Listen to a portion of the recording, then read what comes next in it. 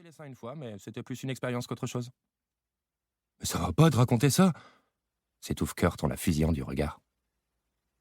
Elle rétorque un truc et ils se mettent à se chamailler, comme d'habitude. Entre eux, c'est toujours comme ça. Il a beau être grand et massif, surtout à côté d'elle, il peut protester autant qu'il veut, elle finit invariablement par avoir le dernier mot. D'ailleurs, il cède cette fois encore pour qu'elle arrête de l'emmerder et, puisqu'il ne fait plus attention à elle, elle se tourne vers moi avec un clin d'œil qui ne me dit rien qui vaille. « Et toi ?» me demande-t-elle. « T'as envie de les toucher ?»« Tes seins ? Déjà fait, merci. »« Ah bon ?» se moque-t-elle. « J'en ai aucun souvenir. » Elle me tire la langue et ça m'arrache un petit rictus. Je n'aurais jamais cru dire ça un jour, mais j'aime bien Kenna. Elle est marrante avec son micro-t-shirt étalant en gros « Karma is a bitch » sur sa poitrine. Le soir de notre rencontre, elle s'est mise à parler comme si elle dégueulait les mots. J'ai vite compris à qui j'avais affaire. Une emmerdeuse de première. Une nana qui fait des remarques sexuelles à tort et à travers. Une nana qui embarque ses potes dans des plans foireux dès la rentrée. Une nana qui est capable de partir en road trip tout en faisant croire à ses parents qu'elle est bien au summer camp d'Espagnols hors de prix qu'ils lui ont payé. Je m'allume une nouvelle cigarette, que Kenna ne manque pas de m'arracher de la bouche. Là, je me contente de lui demander. « Tu crois toujours que le grand Thomas Jagger Lynch Jr. va se faire tatouer pour tes beaux yeux ?»« J'ai 3 semaines pour le convaincre, » déclare-t-elle en tirant sur ma clope.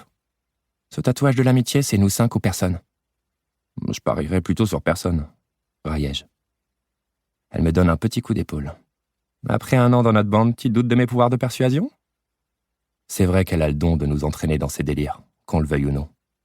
Pourtant, s'il y en a bien un qui résiste encore, c'est Jagger.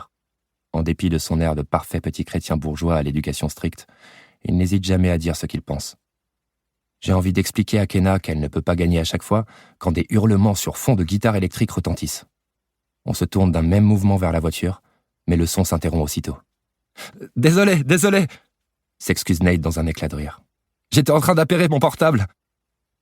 Il quitte le siège conducteur en retirant son éternelle veste en jean vintage qu'il a customisée d'une multitude de pins. « D'ailleurs, vous voulez faire comment pour la musique ?» demande Jagger en réajustant le col de sa chemise. « C'est-à-dire ?» débarque Kurt, la bouche pleine d'un gâteau qu'il a sorti de je ne sais où. « Bah, qui va décider de ce qu'on écoute pendant le trajet ?»« Non, mais on mettra ce que vous voudrez, » répond Nate, craignant de nous avoir tous dérangés. « C'était juste pour voir si ça marchait. » Et pourquoi pas dire que celui qui conduit choisit la musique ? Intervient Kenna pour faire chier Jagger. Quoi ? Et moi alors ? Se plaint-il. Fallait avoir le permis, mon cœur, réplique-t-elle. Tout à coup, ça t'intéresse, s'emporte Jagger. C'est quand ça t'arrange, en fait.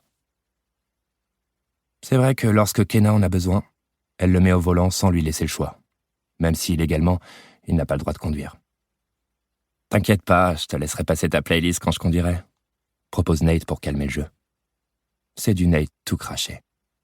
Il veut toujours contenter tout le monde, alors que c'est lui qui attache le plus d'importance à la musique. Avec son look rétro, sa gueule d'ange et son éternel sourire, il n'a rien d'un féru de hard rock et de métal. Pourtant, c'est bien pour lui qu'on fait un détour par Cincinnati pour voir Before Death en concert. Il est tellement passionné qu'il peut décortiquer des chansons de mecs suicidaires pendant des heures, alors que c'est l'une des personnes les plus solaires que j'ai rencontrées. Leur conversation continue, mais je n'y prête pas vraiment attention. Kenna pose sa main sur mon bras.